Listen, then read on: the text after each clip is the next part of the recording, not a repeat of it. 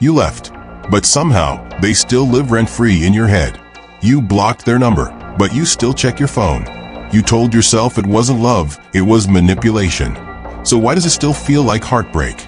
If you've ever felt like you escaped the fire, only to keep reliving the burn, you are not alone. That confusion, that brain fog, that inability to explain what kind of monster you were dealing with, there's a reason for it. Not all narcissists look the same, but they leave the same scars. Today, we break the silence. Today, we explain the 8 different types of narcissism, so you can stop blaming yourself for not seeing the danger sooner. No one warns you that narcissistic abuse doesn't always scream. Sometimes it whispers. Sometimes it apologizes. Sometimes it cries and says, "I'll change." And you want to believe them, because they made you feel like no one else ever did. That connection was intense, magnetic, surreal. But then it shifted. Suddenly, you're too emotional, too demanding. You overreact. You're imagining things. They say you make everything about you. But inside, you're shrinking. You're on edge 24/7. You second-guess every memory, every boundary, every sentence. You walk on eggshells and call it keeping the peace. You replay conversations, trying to pinpoint the moment everything turned. You're stuck in a shame spiral, emotionally addicted to someone who leaves you starved for the same validation they once showered you with. And worst of all, you're asking yourself, what kind of person does this? That's the trap. The more confusing their behavior, the deeper you sink. Because some narcissists don't rage, they sulk. Some don't dominate, they flatter. Some don't even seem narcissistic at all. That's why understanding these different types is so important. It gives you language. It gives you clarity. And most of all, it gives you permission to trust your gut again.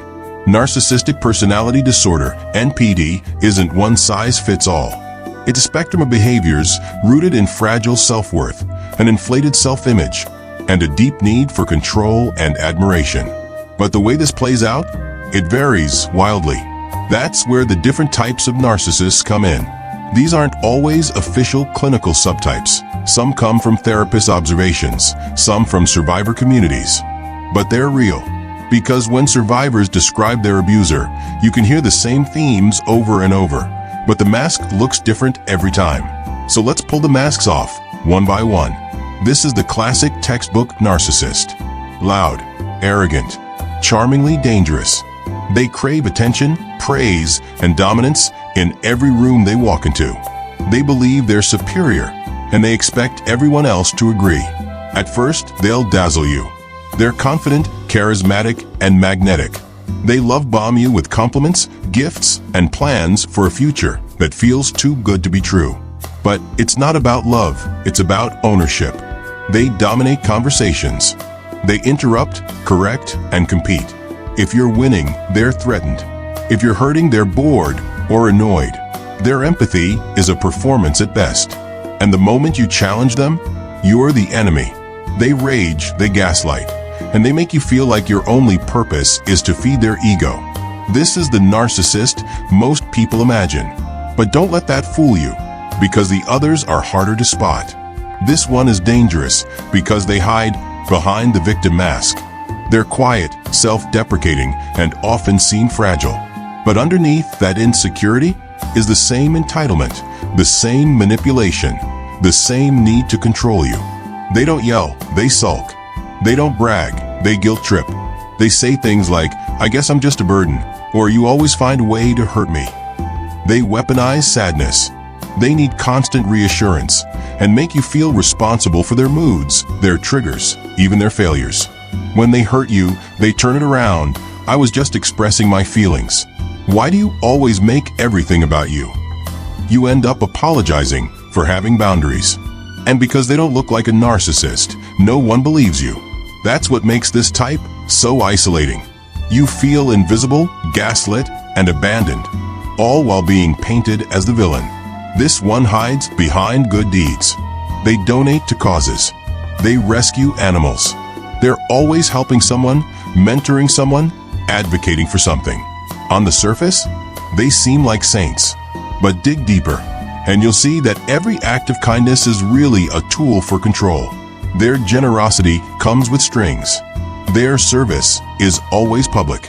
They need admiration for their goodness, and they'll use their reputation to discredit anyone who dares expose them. Behind closed doors, they devalue you. They make you feel selfish for asking for anything. They use morality as a weapon, and if you challenge them, suddenly you're the toxic one. Because how dare you question someone so selfless? It's emotional warfare dressed in virtue. This is the most dangerous type, because they combine narcissism with sadism and antisocial behavior. They don't just want power, they enjoy seeing you suffer. They lie without remorse. They manipulate for sport. They enjoy controlling, humiliating, and breaking people down. They will isolate you from everyone who loves you, and then tell you no one else ever cared about you. These narcissists are often physically or sexually abusive. But even if they never raise a hand, their emotional cruelty cuts deep. They stalk, they threaten, they hoover and harass long after you've left. What makes them terrifying isn't just the abuse, it's how calculated they are. They plan the destruction, and when you finally collapse, they smirk, because for them, it was never love. It was always a game. This narcissist is obsessed with their body, looks, sexuality, and physical performance. They crave validation for how attractive, fit, or sexually desirable they are. They treat relationships like mirrors. If you're not constantly admiring them, you're useless. They cheat, frequently, not because they're unhappy, but because they need the ego boost of seduction. They thrive on jealousy. They want you to feel insecure, because your insecurity makes them feel powerful. They often use their body as bait, weapon, or currency. And when you stop worshiping them, they'll find someone who will. They don't love, they seduce. And when they discard you, it's brutal. Because you were never a partner, you were an audience. This type is all about intellect. They value their intelligence above all else and want to be seen as the smartest person in every room. They use knowledge, not charm, to dominate. They'll correct your grammar mid-sentence. They'll mock your interests. They'll quote obscure philosophers just to make you feel inferior. If you outshine them in any way, they'll belittle you or act like you're lucky to be near their brilliance. Their relationships are transactional. You're a student, not a partner. And if you dare disagree with them, they'll unleash passive-aggressive cruelty dressed in logic. They believe emotions are beneath them, but they'll use your emotional vulnerability to manipulate you. It's superiority masked as sophistication, and it's soul-crushing. This is the mother or father who doesn't raise a child. They raise an extension of themselves. Their love is conditional. Their approval is earned. Their identity is fused with yours, and your individuality threatens them. They brag about you to others, but shame you at home. They demand perfection, but move the goalposts every time you get close. They infantilize you so you'll never outgrow needing them. Your accomplishments are theirs. Your mistakes are betrayals, and your boundaries? Unforgivable. Children of narcissistic parents often grow up with deep self-doubt, perfectionism, people-pleasing, and chronic guilt. Because when love is transactional, you learn to perform, not exist. Healing from this kind of narcissism takes years, but it's possible, and it starts with naming it. This one doesn't seem narcissistic at first. They're clingy, vulnerable, and constantly seeking connection.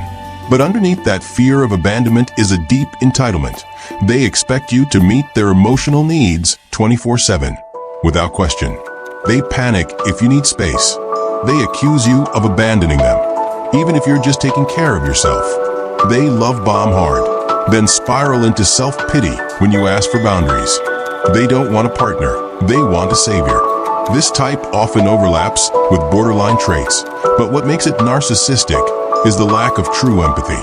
They're not attuned to your needs. They're consumed by theirs.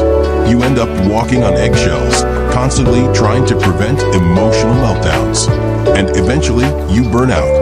When you understand the different types of narcissists, the fog begins to lift. You realize you weren't crazy for being confused. You weren't weak for staying. You were trapped in a system of psychological warfare designed to keep you hooked.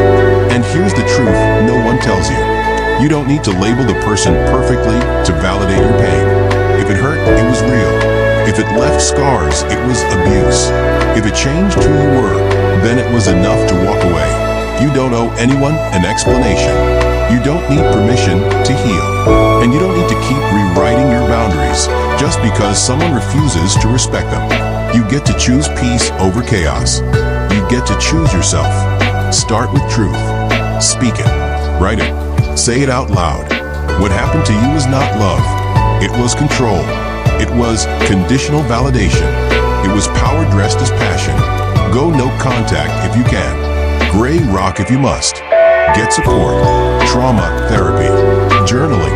Nervous system regulation. Breath work. Sleep. Hydration.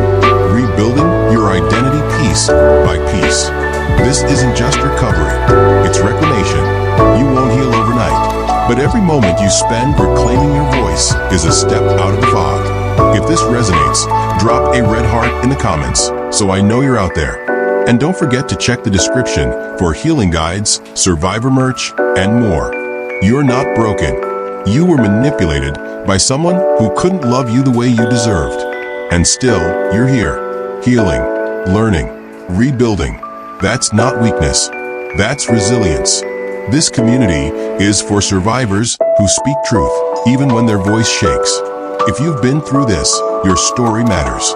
Share it in the comments. Subscribe for more deep dives like this. And visit my Quora space, where survivors speak freely. You're not alone. You're waking up. You're not crazy. You're breaking free. And most of all, you're worthy of real love. Toxic Confessions TV. Subscribe, share, heal loud.